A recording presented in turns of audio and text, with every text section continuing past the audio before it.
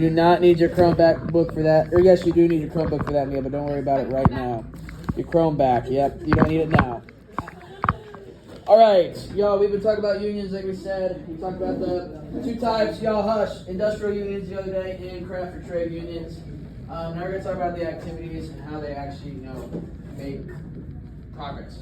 So unions, they try to help workers by negotiating for higher pay, job security, better hours, and work conditions.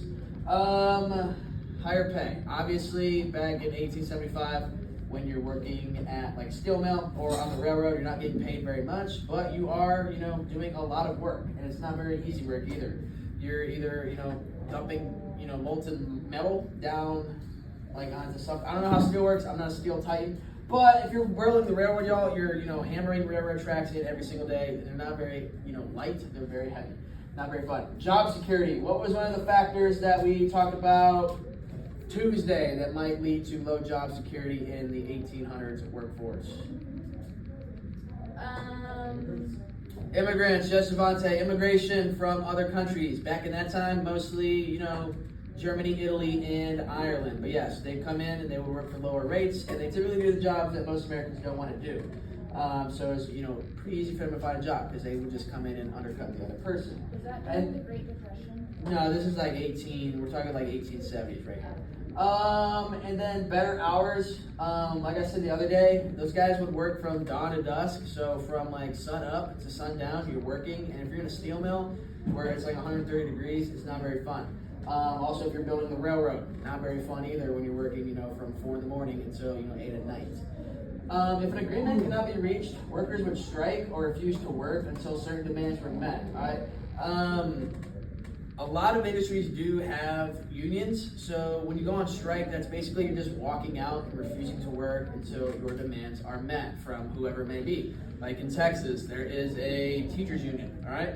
So if all of a sudden they stop paying teachers what they do in Texas, I know, they're loud over there. They're doing like a Jeopardy test review or something. But if teachers in Texas don't get paid, or get a raise or something like that, they can walk out and go on strike.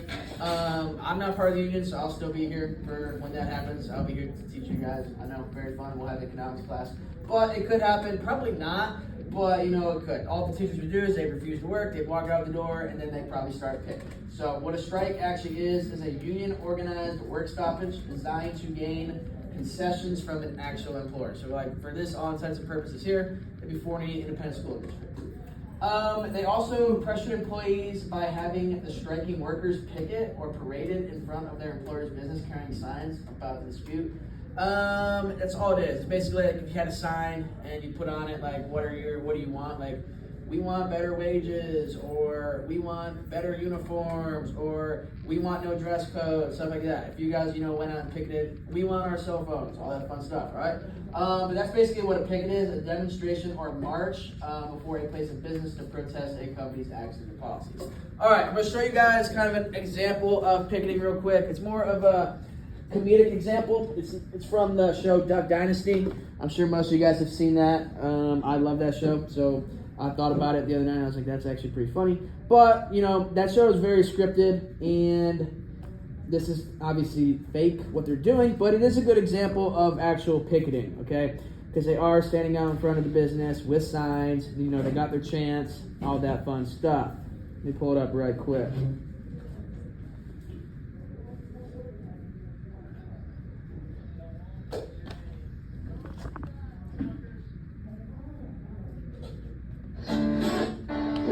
Oh, nah, that's all.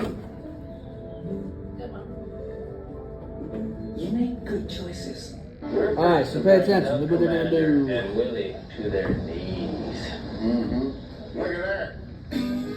Calvin, that's not how you spell sandwich. We're trying to come together. Big and small. Dumb and smart. Give me my sandwich. Sandwich.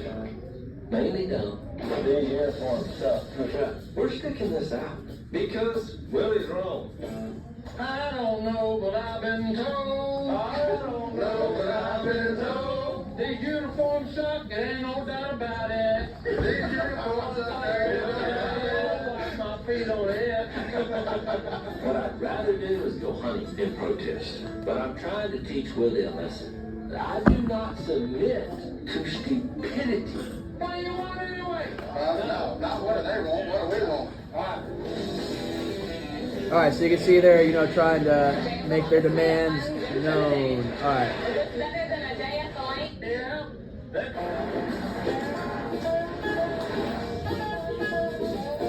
They may take our basketball goal. Yeah.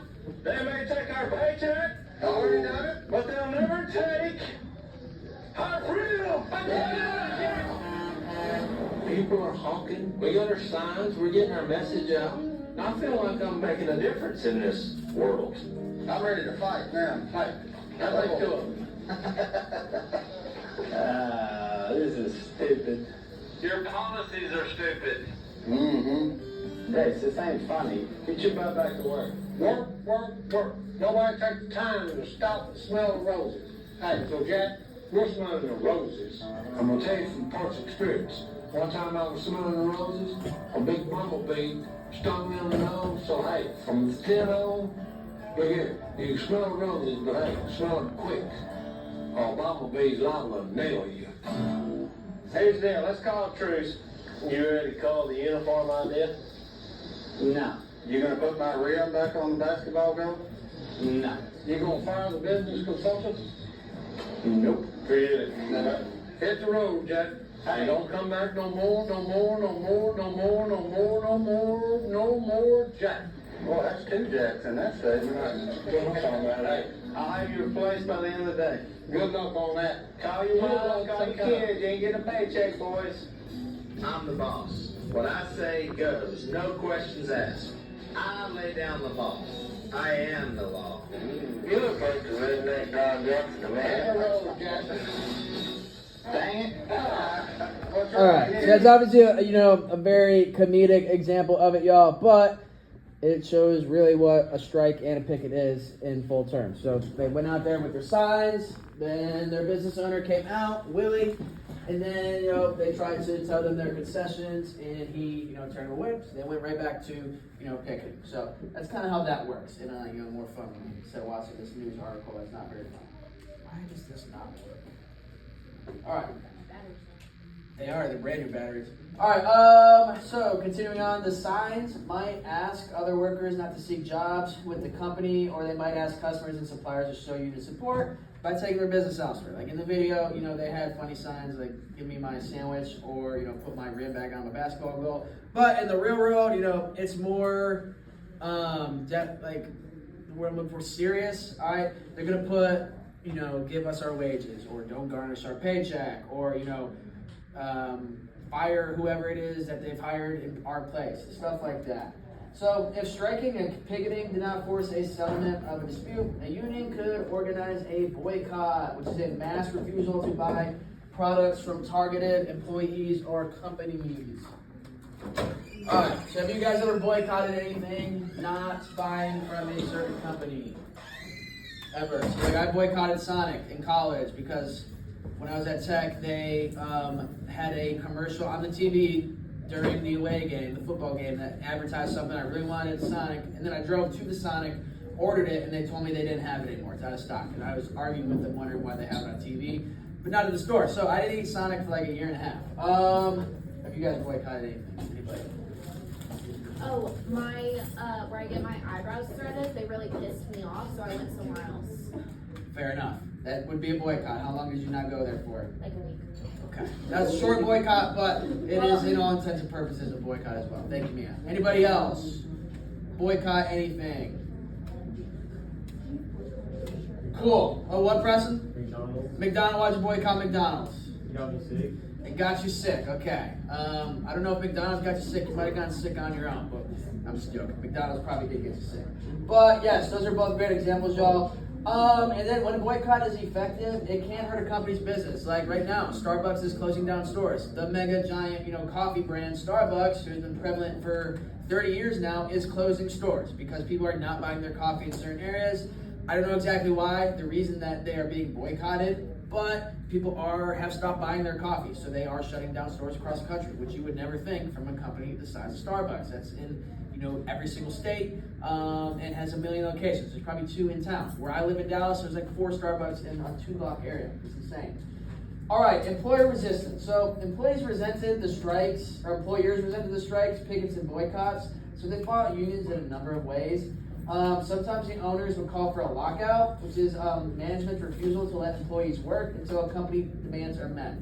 We don't see this in many industries much anymore, but we do see it on the major sports levels. MLB, there might be a lockout in like 2 years. The WNBA, they think there's going to be a lockout there next year, where the players and the managers cannot come to an agreement on their compensatory package, so they just aren't going to have a season. It happens in the NFL all the time, NHL, NBA, so on and so forth. That's really where we see lockouts now. They were once relatively rare, but have been increasingly used by management. In 2011, the NFL locked out its players for 130 days. And in the same year, the NBA locked its players out for 161 days. So that's like a majority of the season for those guys. That's over half a year, at least in the NBA. Not in the NFL. But in the NBA, that's half the year. What was I gonna say? I can't remember. Oh, in like 1994, the MLB had a lockout and they canceled the entire season. In the World Series era, it's the only year ever in like 120-year history that there hasn't been a World Series that year. All right. At other times, management has responded to a strike or the threat of a strike by hiring all new workers to replace those on strike. You don't see that as much anymore. That was kind of a common practice back in the 1800s, late 1800s, early 1900s. It's very difficult to replace an entire workforce nowadays. But back then, with all the immigrants that were coming from all around the world, like Germany, Italy, and Ireland, it was very easy to get a whole 150 new guys or gals to come and work in that factory. Some owners even set up company unions in an attempt to cut off efforts by others to organize their workers. I know what a company union is, y'all. Is a union organized, supported, or run by an employer. That could be, at any level of government as well. All right, and then the Ludlow Massacre. Last little bit. We'll talk about something fun to end the class off on. A nice little, labor violent uprising. So, the United Mine Workers of America, they had organized a strike against the coal mining company owned by John D. Rockefeller to demand better pay and working conditions. So when you're working in a mine in the late 1800s, early 1900s, it's not very much fun. You're miles and miles and miles beneath the ground with a torch that is like this big and it's not very bright.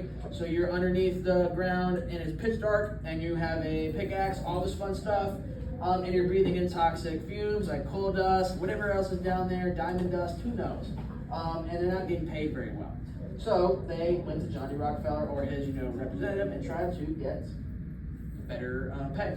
But when the company forced workers off company-owned homes and the miners and their families moved into tents set up by the union. So they actually offered the people who work there homes. It's a very commonplace back in the day, especially in a mining town, to offer the workers actual, a place to live, but they kicked them out of the homes. Now they're living in a tent, and nobody wants to live in a tent after working in a coal mine for 16 hours a day. The strike was only expected to end after a few days. Instead, it lasted 14 months, so well over a year. Moving on, and then continuing on, at times, fights broke out between striking miners and company guards. The mining company also hired the private detective agency, the Pinkertons, and received assistance from the Colorado National Guard. So if you played the game, Red Dead Redemption 2, you know all about the Pinkertons. Stop. I catch out of the corner of my eye every single time back there. You know about the Pinkerton Detective Agency, y'all. They were basically like a private army in the United States in the late 1800s, early 1900s.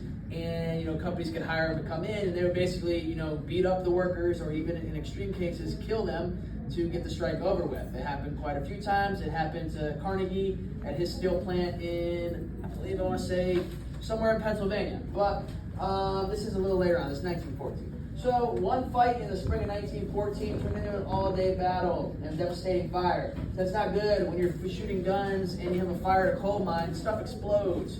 There's a lot of dynamite around, all that other fun stuff that you use in coal mining, your headlamps that have gas in them, all of that stuff is very highly flammable and explosive, and eventually, some of it went on. In the end, dozens of people were killed, including 2 women and 11 children who weren't even working in the mine. Back in that day, maybe the children were working in the mine, but the women definitely weren't. But 2 of them and 2 women and 11 children were killed. 11 children should not die, in a uprising, or what's it called, labor uprising. The violence, quickly called the Ludlow Massacre, sparked rioting in other coal mining companies. The resulting conflict eventually claimed nearly 200 lives.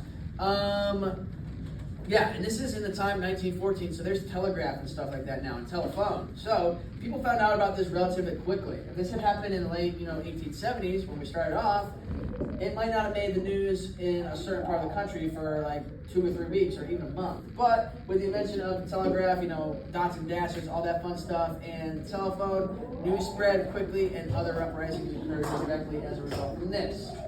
All right, what time is it? Anybody got the time? 1:05. Okay, that's enough for today. We'll do the the exit ticket real quick, and then we'll get out of here. Wait, so why didn't they just pay them? Because owners of companies are greedy. They want the money for themselves. Did they die too? Probably not. Typically in a labor, uprising, it's not the owners of the company who are dying, it's the people who are working in them. But why didn't the miners just kill the owner? I mean, a lot of times company owners aren't even in the same state as the mine, so that's probably why. They probably weren't, they definitely weren't like on site when it was going on. Are you talking about the actual owner of the company, like John D. Rockefeller? Oh, Yeah. he was in like New York or something. Well, then why didn't they go to New York? Because that's in Colorado. That's a long way to travel in 1914. Is that where that's Okay, what's the exit ticket? Give me 1 second to type it, I'll let you know. Is it in our phone bags? Yes, it's about to be on Google Classroom. All right, real quick, y'all. This is for a grade, so do it or don't. If you don't, it's a 0. If you do, it's a 100. All right, here's the question. I'm typing it, and I'm going to talk about it at the same time. If you could go back in time. Sorry, I can't type it all at the same time. To any point in history. No, I'm typing it. What Era. event would you change? I definitely want to see. And why? Well, don't tell me. Write it on the Google Classroom. All right, y'all. This can be a historical event, a personal event, whatever it may be. Just take the last 5 minutes to write it up, and then we'll get out of here for the day. You guys will go to the football game, and I'll get to go home. Don't tell me that's Edward. Oh my gosh. Go home. Why are you here?